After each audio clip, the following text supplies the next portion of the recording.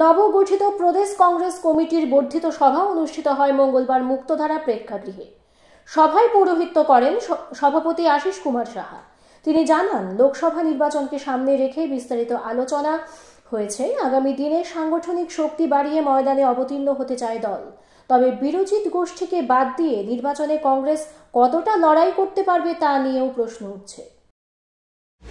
এই সভায় দলীয় কর্মসূচি রূপায়ণ এবং আগামী লোকসভা নির্বাচনকে সামনে রেখে লোকসভার যে প্রস্তুতি, এই প্রস্তুতিকে সামনে রেখেই আলোচনা হয়েছে।